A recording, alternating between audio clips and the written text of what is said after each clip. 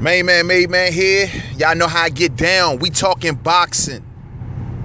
So it seems as if the Anthony Joshua protection program continues, ladies and gentlemen. The last time we talked about this dude, it seems as if that he was attempting to make a fight with Joseph Parker, WBO heavyweight champion. And every time I tune back in to see what the progress about this thing and how it looks, every time I turn back around, Joseph Parker is getting a lesser number. You know what I mean? The last time he was like at 50-50, then he went to like 60-40. Then I hear they're now like what, 65-35 or something like that. And then you got Eddie Hearn out here saying that they're gonna have to overpay Joseph Parker basically to get him into that fight. It's like Charles Martin 2.0. You know, they're basically paying Joseph Parker a much bigger amount of money, allegedly, even though the number seemingly is getting smaller. But they're going to pay him more than they want to pay him to allow that fight to go through. Now, in my opinion, Joseph Parker is not the most stellar heavyweight. It's just my opinion, ladies and gentlemen. I thought Joseph Parker lost to Andy Ruiz. I thought Joseph Parker lost to Hughie Fury. Say what you want, how that fight went. It was boring. Hughie Fury does a lot of running. He ran a marathon in that fight. But the fact still remains, he outboxed Joseph Parker in that particular fight. Out-jabbed him. Joseph Parker hit air most of the time in that fight. Andy Ruiz pushed Joseph Parker back consistently for majority of that fight. Won the first four, maybe 5 rounds and took 2 in the championship rounds. Joseph Parker's a good fighter. Don't get me wrong. He's not like a bum or a scrub or nothing like that, but just not the most stellar heavyweight in my opinion. Now, the reason he's so appeasing to AJ and Eddie Hearn is the fact that he has a country behind him. The man fights out of New Zealand. He's like the only big-time fighter out of New Zealand. I could be wrong about that, but hey, I know like he is the guy that has New Zealand behind him. So he's marketable. And of course, they can raise more money in that fight than they can possibly with a Wilder fight. Allegedly. I'm not sure about that, but allegedly.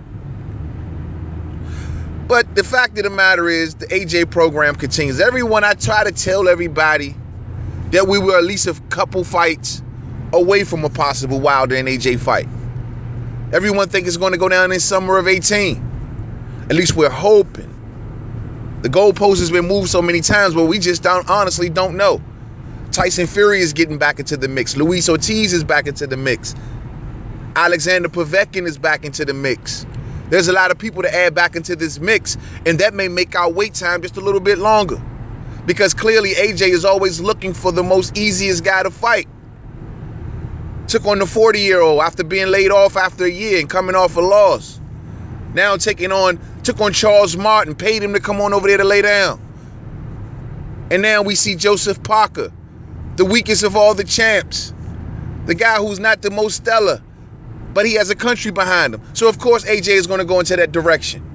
And I know he has his fingers crossed hoping that Tyson Fury can get back in shape so they can make a fight.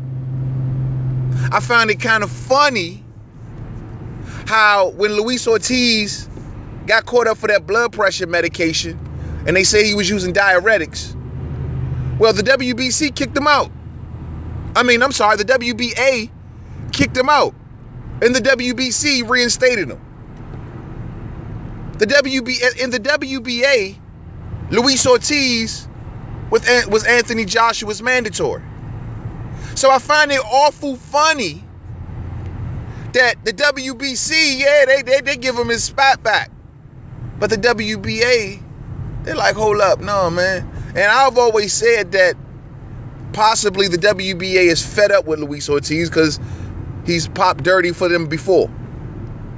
And so they may have they have a shorter stem when it comes to Luis Ortiz than say the WBC.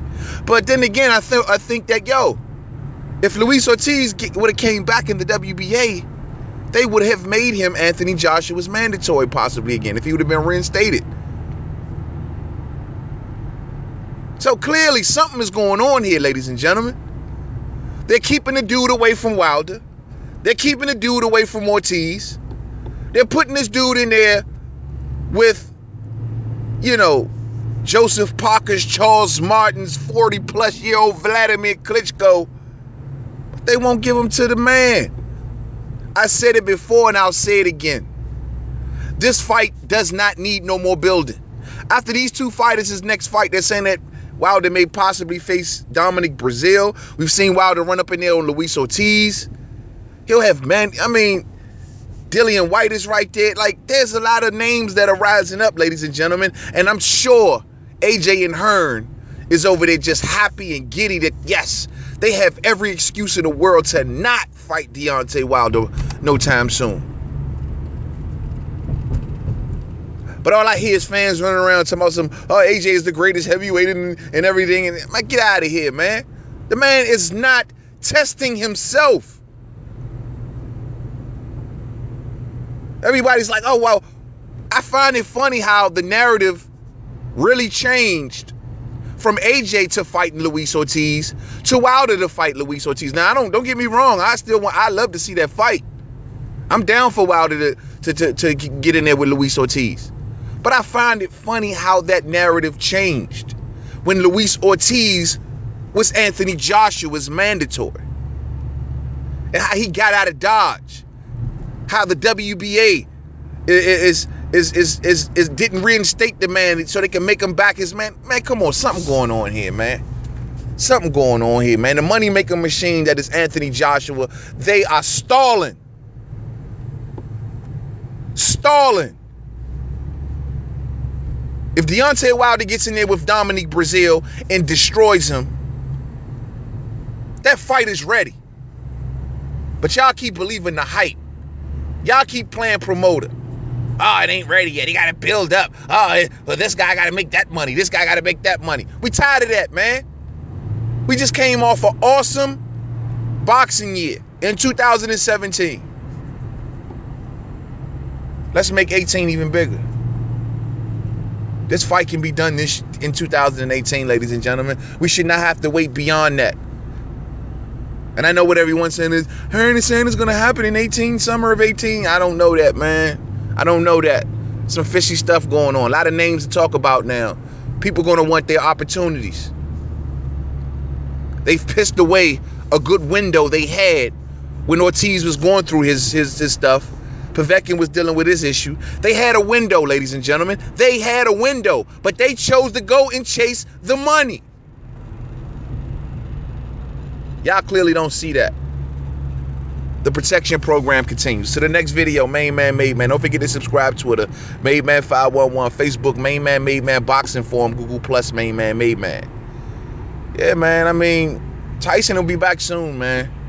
And, well, then again, I don't know. I hear he just missed his latest UCAD hearing. So who knows how that situation is going to play itself out. Very disappointed in Tyson Fury for missing that hearing. Not only does Tyson Fury, I'm sure, want closure in his matter, but his fans want closure in his matter too. But we do know once the second that Tyson Fury does get cleared to fight, and he returns to fight, and he gets that first win under his belt, if he comes back successfully, everybody's going to want him. And clearly the AJ and Deontay Wilder fight may get pushed back again. We'll see, man. Let's keep our fingers crossed. To the next video. Peace out.